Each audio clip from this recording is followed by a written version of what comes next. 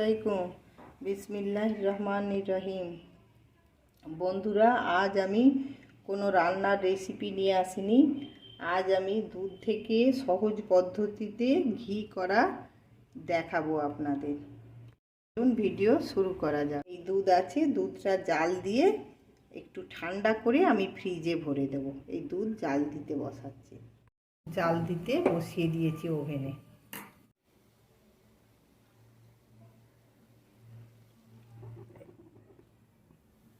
এই দুধে উতল এসে গেছে, আমি নামিয়ে নিচ্ছি।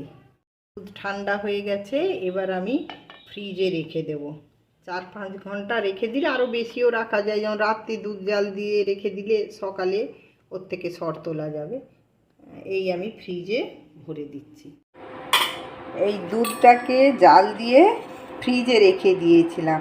4-5 ঘন্টা ফ্রিজে রাখলে এই রকম মোটা লেয়ারের সর জমবে। কেটে গেল সরটা, এইরকম। এই যে দেখুন কীরকম মোটা, এই এতটা সর। এইরকম পরপর 2-3 দিন দুধ জাল দিয়ে ফ্রিজে রেখে দিয়ে তারপরে আবার এই সরটাকে তুলে নিলে অনেকটাই হয়ে যাবে। এইভাবে আমি 3 দিন দুধ সর তুলে রেখে এবার আমি ওইটাকে মিক্সার মেশিনে ঘুরিয়ে নিলে মাখনটা উঠে যাবে। এবার সেইটাকে গালিয়ে নিলেই ঘি হবে। পরের স্টেপ আমি দেখাচ্ছি স্টেপ বাই স্টেপ। এই আমি 3 দিনে সর তুলে রেখেছি, এইটাকে আমি এখন ঘি বানাবো। এই একটা মিক্সির জারেতে নিয়ে নিলাম সরগুলোকে।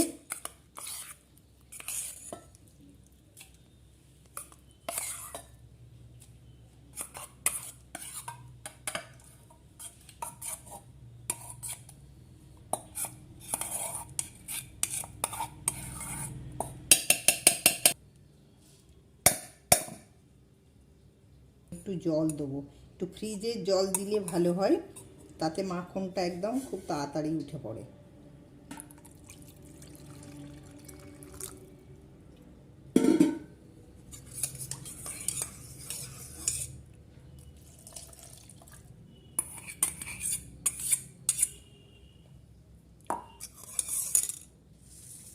আরও কিছুটা জল আমি অ্যাড করছি।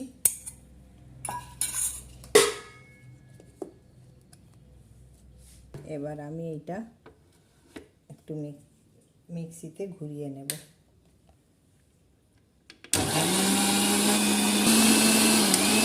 এই কীভাবে মাখন জমে গেছে একবারে, এই যে এইগুলো আমি তুলে নেব। আমি ওই বাটিতেই এগুলো সংগ্রহ করে রেখে দেব। এই যে একদম সহজে মাখন বেরিয়ে চলে আসলো।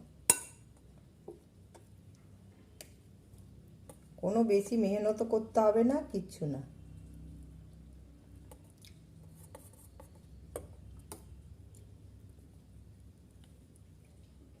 এই একবার ঘুরিয়ে এতটা হয়েছে।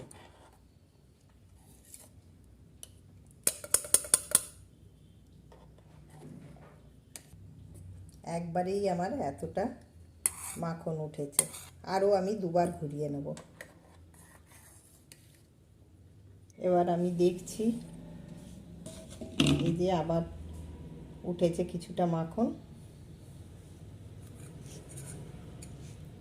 এই আবার আমি ওপরের মাখনটাকে তুলে নেব।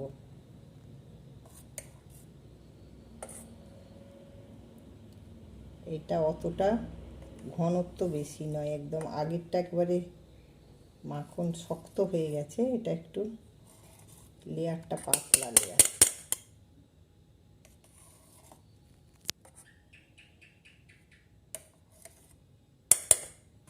এখন দেখি,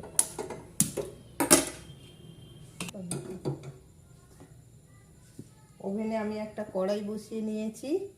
এখন আমি ওই তুলে নেওয়া মাখনটাকে গালাবো। এই মাখনটা আমি এখন ওর মধ্যে দিয়ে দিচ্ছি।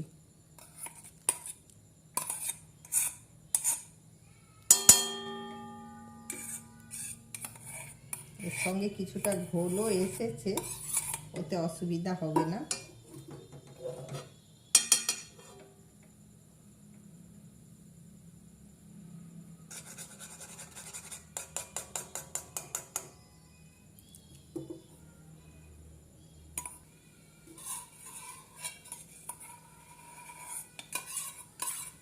এই না পেমেন্ট করে এবার কী হবে।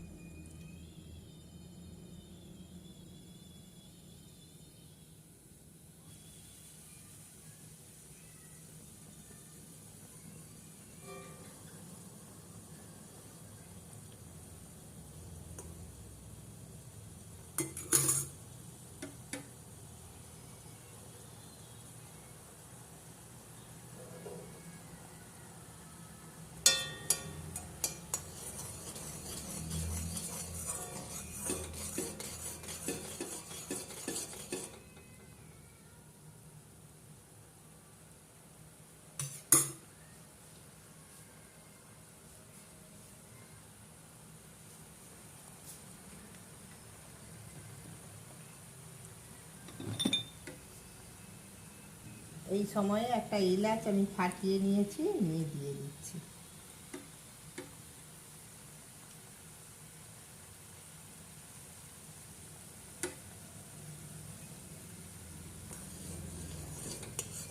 এইভাবে ঘি বানালে বড় ব্র্যান্ডের ঘিয়ের চেয়েও এর স্বাদ অনেক ভালো। আপনারা বানিয়ে খেয়ে দেখবেন, বাজারে এই কোয়ালিটির ঘি পাওয়াই যাবে না।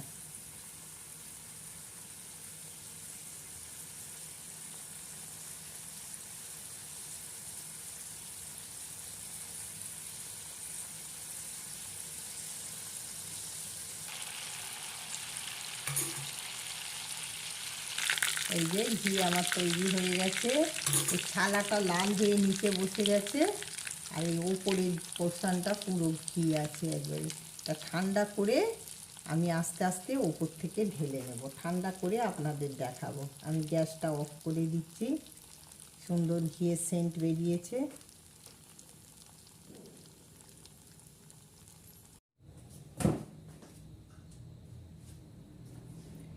এখন আমি কড়াইটা নামিয়ে ঘিটা ঢেলে নেব বাটিতে।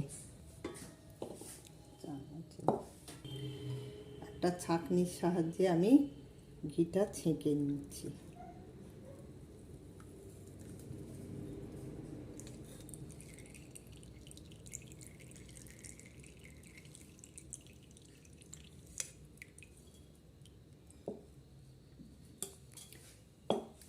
এই আমার 3 দিনের সর দিয়ে এই ঘিটা তৈরি হয়েছে।